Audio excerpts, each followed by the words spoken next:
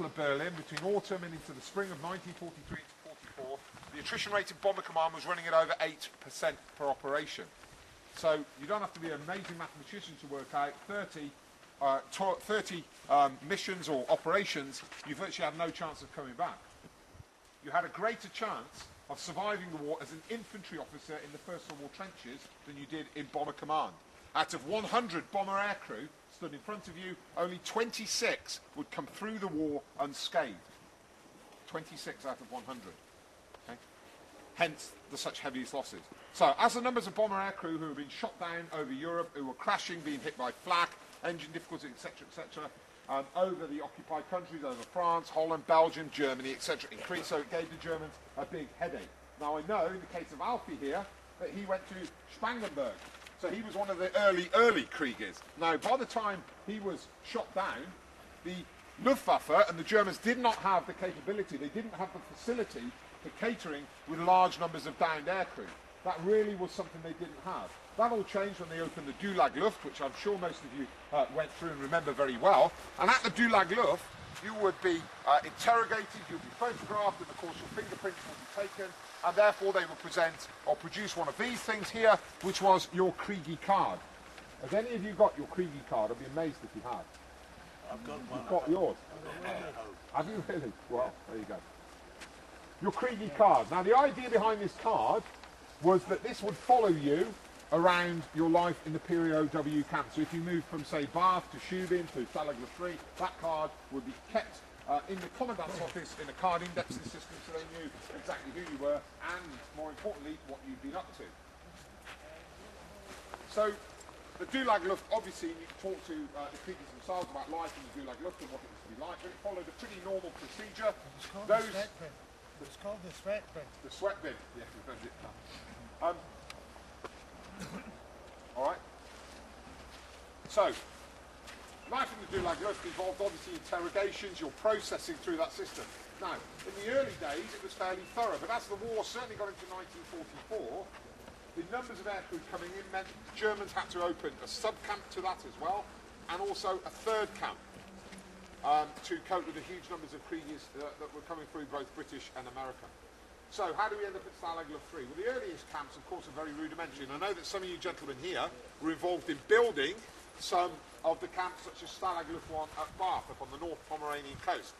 Certainly, when speaking to the Kriegers, and especially speaking to Jimmy James, who arrived there in the very early days of that camp, when he arrived, the construction was still very much underway, nothing really was happening, and they were involved almost, not in constructing the camp, but in trying to make facilities better. Very windswept, very miserable, and a very, very dull, inhospitable place. How many of you were in Bath? Yeah. What do you remember of it, Frank? Yeah. Yeah. Yeah.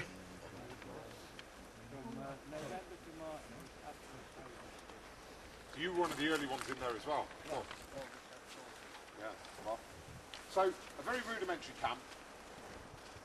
More camps opened. I can't go into detail because the guys are going to talk. We're going to talk their stand about these sort of things probably. But eventually, of course, the decision is made to construct this place, Stalag Luft 3, lying right in the middle then of Germany. So, in a very, very difficult place, as the Germans thought, for people to escape from. And the reasons of that geographically are, you only have to look on the map there, you can see that at that time it was in the heart of Germany. The border between Germany and Poland at that time was another 100 miles to the east of where we are. Of course, this was not Poland, this was Germany. Okay? So the Polish border was another 100 miles away from here.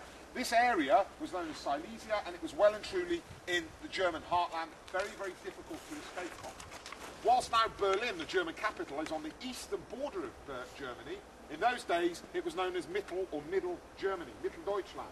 So it was more or less in the middle of Germany. That's how vast Germany was. At the end of the war, Germany had over a third of its territory taken off it and given to other countries. So, this place was a perfect place to site a POW camp. The reason being, of course, is that it was very difficult to escape and get very far from here. The Baltic coast, if you're going to get to Sweden, is a good 200 miles to the north of here. Getting to Switzerland is even further than that. We're talking 400, 500 miles trek right across Germany before you can get to the Swiss border. So virtually impossible to try and escape from, or so they thought. The other motivation, of course, behind the camp is that they would put all their rotten eggs into one basket. We weren't rotten. Fine. I What was we've no seen, I egg. think everything's right. That was their word, not your word. I was addled. Rotten egg. They were their words, but yeah. So, rotten eggs in one basket. Goering suggested that the best way to deal with the Kriegers, who were becoming very errant in those days, they were digging tunnels, they were escaping, and they were becoming a right royal pain in the backside to the Germans. If we build a camp, and we allow them to have better facilities, we allow them to have a library, we allow them to have sports facilities, we allow them to have all the trappings of what they may find on a station, an RAF station, or what they thought they'd find on an RAF station at home, then they may settle down and life in the camp may detract them from the idea of escaping. I'll give you a statistic. At the end of the war, when the Russians came into this camp, they found 113 tunnels. It was like a piece of cheese. You're to blame. It clearly didn't work. But the ethos, the idea behind this camp was quite a simple one. Now we've got some photographs here of the map of the camp itself. Now I'm sure all of you know the layout of exactly where we are. I'll pass some of these around, more for the benefit of the RAF guys who are here, who don't exactly know where they are. But anyway. I'll pass these around. I'll pass them over here. Just have a look at the photographs. This is just the drawing. Okay, here's the plan of where we are at the moment. Now, to give you some idea of exactly where we are, what I probably should do is turn it around like that, upside down. We are exactly stood there. North Compound is right behind us. We are on this road that is running from our left to right that was known in the war as what, gentlemen? Broadway. Yeah, Broadway. Anybody know why? Any of the RAF guys have any idea why it was called Broadway? Because it was wide. Wide, and what else? Think what was along here. There were goon boxes, there were towers, POW, there were German guard towers all along here, and of course it had big lights, and at night time it was all pretty much lit up. The other thing that you had, just in the woods, and the woods have grown up, so we'll hear about that when we talk about the stand in a minute, there were things known as goon hides or ferret hides. Which did you know them as, chaps? Ferret hides. I hear various different things, but ferret or goon hides. Goon box. Yeah, and they were basically grassy. Frank, tell us what they were. You remember them, don't you? The goon hides, the ferret hides. Very high, yeah. What did they look like? Well, it's just bushes, you know, wobbly